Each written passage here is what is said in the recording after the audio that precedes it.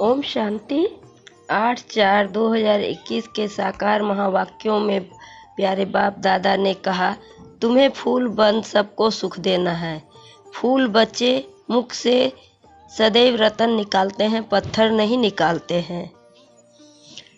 फिर बाबा ने कहा, इस समय सब यह रावण के राज्य होने के कारण मनुष्य सब हैं देह अभिमानी, इसलिए उन्हों को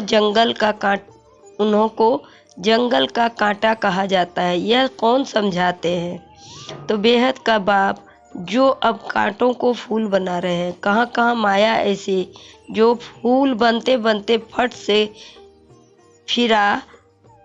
से फिर कांटा बना देती है। इसको कहा ही जाता है कांटों का जंगल। इसमें अनेक प्रकार के जानवर मिसल मनुष्य रहते हैं और मनुष्य हैं, परंतु एक दो में जानवरों मिसल लड़ते झगड़ते रहते हैं। घर घर में झगड़ा लगा हुआ है। विषय सागर में ही सब पड़े हैं।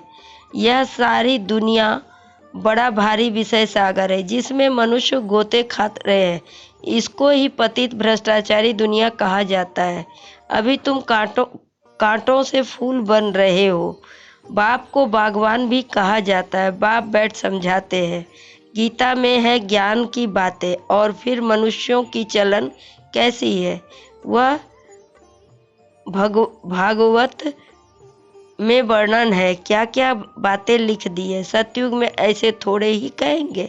सतयुग में है ही फूलों का बगीचा। अभी तुम फूल बन रहे हो। फूल बनकर फिर कांटे बन जाते हैं। आज बड़ा अच्छा चलते हैं, फिर माया के तूफान आ जाते हैं तो बैठे बैठे क्या हाल कर देती है। बाप कहते रहते हैं कि हम तुमको विश्व का मालिक बनाते हैं।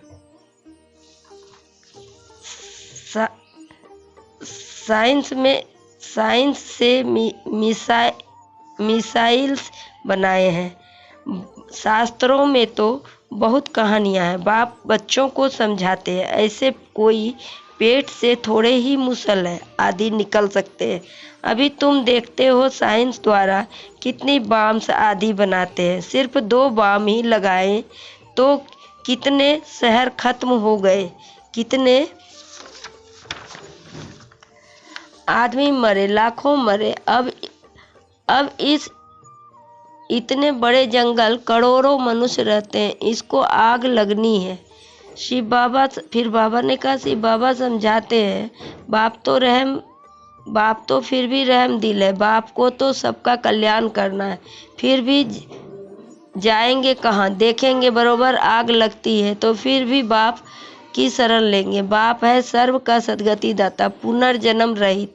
उनको फिर सर्वव्यापी कह देते हैं। अभी तुम हो संगम युगी, तुम्हारी बुद्धि में सारा ज्ञान है। मित्र संबंधी आदि के साथ भी तोड़ निभाना है। उनमें है आसुरी गुण, तुम्हारे में है दैवी गुण। तुम्हारा काम है औरों का भी यही सिखलाना।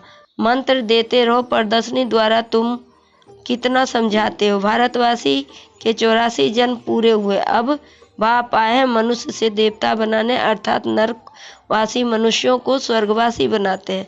देवता स्वर्ग में रहते हैं। अभी अपने को आसुरी गुणों से नफरत आती है। अपने को देखा जाता है कि हम दैवी गुण वाले बने हैं, हमारे में कोई अवगुण तो नहीं है। मनसा वाचा कर्मणा, हमने कोई को ऐसा कर्म तो नहीं किया है जो आसुरी काम हो। हम कांटों को फूल बनाने का धंधा करते हैं वह नहीं। बाबा है बागवान, हम और तुम ब्राह्मण कुमार ब्रह्मा कुमारी माली हो। किस्म किस्म के माली भी होते हैं ना। कोई तो अनाड़ी है, कोई तो किसको आप समान बना भी नहीं सकते। फिर बाबा ने कहा, बाप कहते हैं मैं एक ही निष्कामी हूँ और दूसरा पर उपकारी हूँ, पर उपकार करता हूँ भारतवासियों पर जो हमारी गलानी करते हैं। बाप कहते हैं मैं इस समय ही आकर स्वर्ग की स्थापना करता हूँ। कहो स्वर्ग चलो तो कहते हैं स्वर्ग में तो हम यहाँ है ना। अरे स्वर्ग तो होता है सतयुग, कलयुग में फिर कलयुग में फिर स्वर्ग कहाँ से आया? कलयुग को कहा ही जाता है नर्क। पुरानी दुनिया तमो प्रधान, मनुष्यों को पता ही नहीं है कि स्वर्ग कहाँ होता है, और स्वर्ग आसमान में समझते हैं। दिलवाड़ा मंदिर में भी स्वर्ग ऊपर में दिखाया, नीचे में तपस्या कर रहे हैं, और मनुष्य इसलिए कह देते हैं फलाना स्वर्ग पधारा। फिर बाबा ने कहा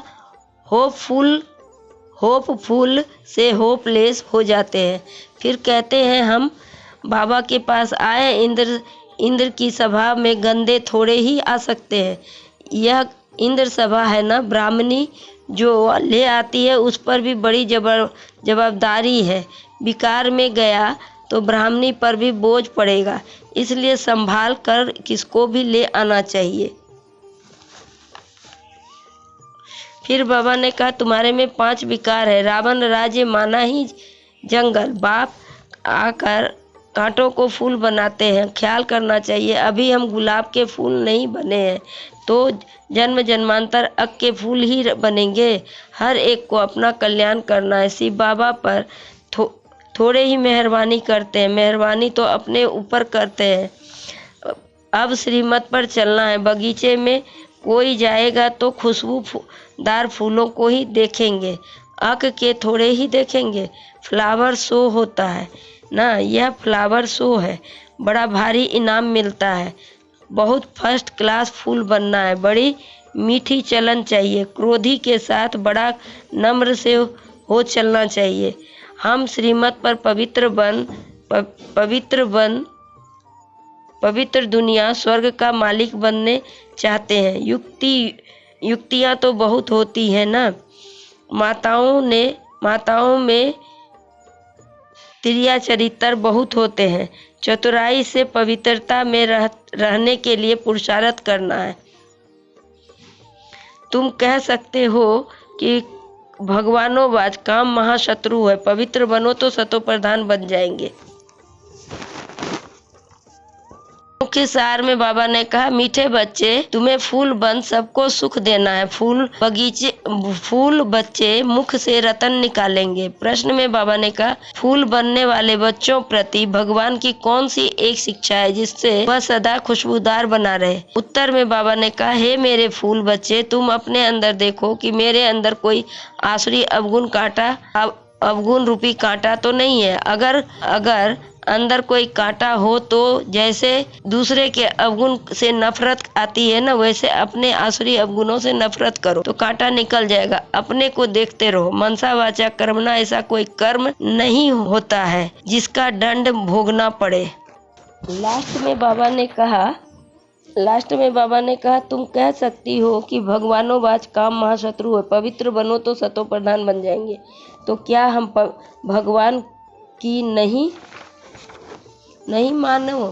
माने? युक्ति से अपने को बचाना चाहिए। विश्व का मालिक बनने के लिए थोड़ा सहन किया तो क्या हुआ?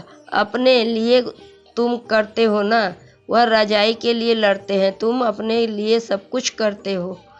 पुरुषार्थ करना चाहिए। बाप को भूल जाने से ही गिरते हैं, फिर शर्म आती है। देवता कैसे बनेंगे? अच्छा मीठे मीठे से लदे बच्चों प्रति माता पिता बाप दादा का याद प्यार और गुड मॉर्निंग। रूहानी बाप के रूहानी बच्चों को नमस्ते।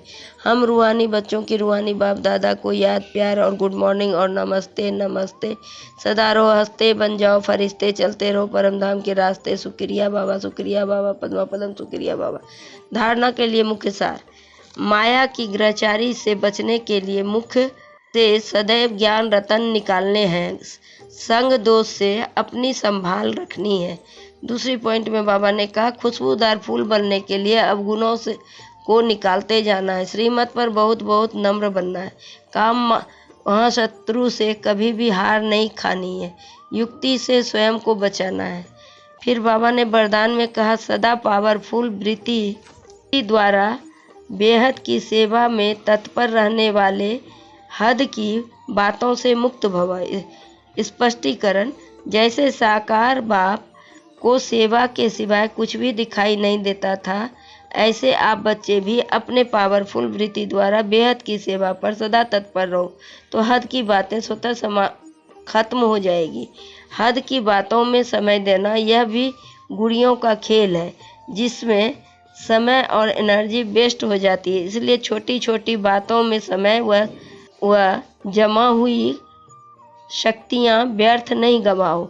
फिर बाबा ने स्लोगन में कहा, सेवा में सफलता प्राप्त करनी है तो बोल और चाल प्रभावशाली हो।